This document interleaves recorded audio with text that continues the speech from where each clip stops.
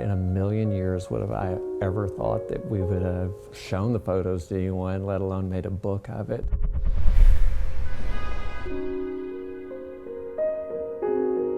When you see the collection, all you're looking at is two people who are in love with each other.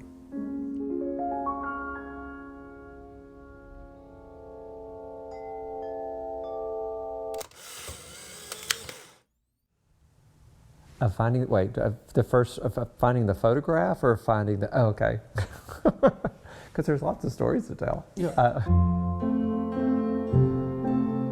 Neil and I attended a church here in Dallas for 18 years, and there is a small antique mall near the church, and so after church was over, we would just sometimes stop off there and browse. One day we were there, one Sunday we were there. And we were just going through there, and they had these little booths, and we found a little box of photos, just digging through them. And one of them was a photograph of a male couple. And the look in their eyes said that there's clearly something more here than friendship. There was a little bit of love that showed there was something special between them. To us, you know, we looked at the photo looked back at us and said, you know, we're the same. And we bought it. It wasn't expensive, and we didn't think we would ever see another one.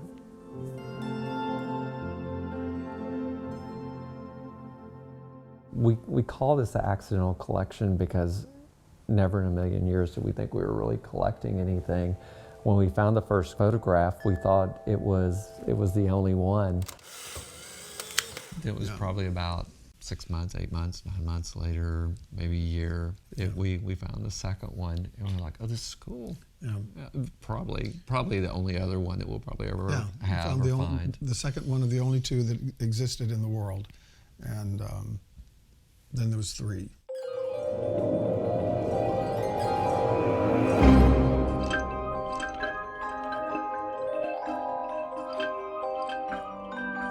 When we moved to New York, we continued our collecting here.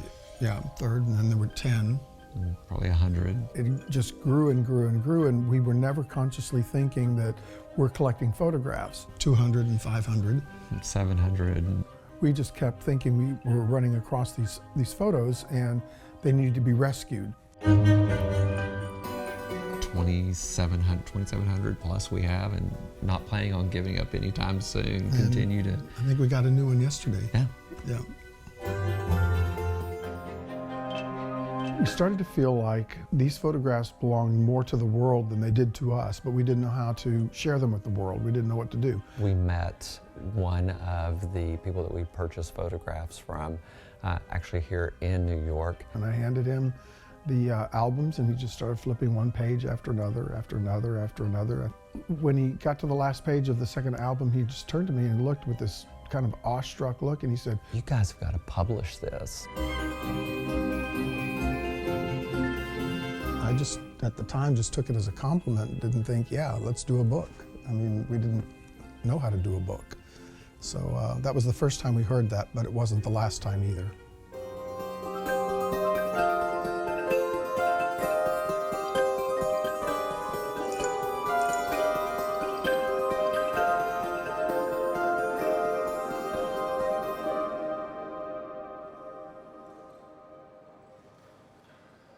To take these photographs and to choose that moment to be with someone that you love that, you know, people don't approve of during that time, it's amazing. For these photographs to have survived beyond their lives for decades and end up in our collection is just some kind of a miracle, I think. We keep them in a nice little safe in the corner to make sure that nothing happens to them, because it's something that's lasted that long. We want to make sure that it can last another 170 years.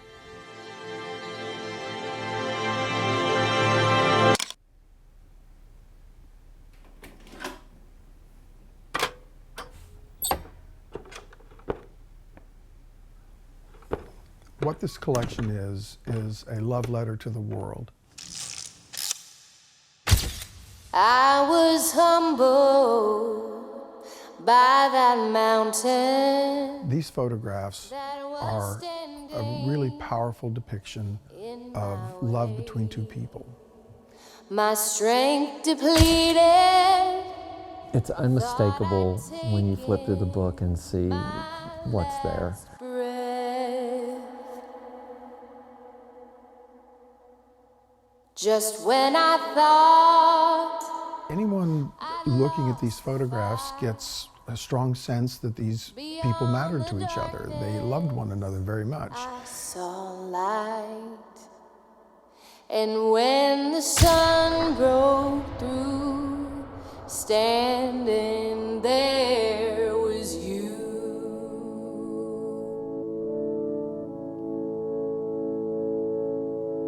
The grace of your love has saved me. The grace of your love has saved me once again.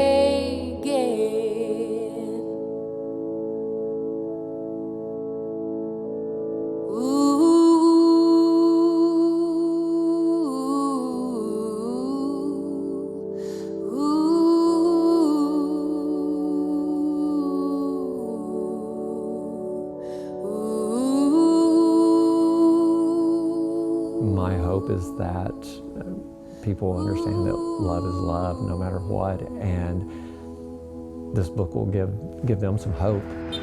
Just when I thought I lost the fight, I think if this collection says anything, it says this is absolutely real. It's even real under really difficult circumstances. and when the sun broke through, standing there was you.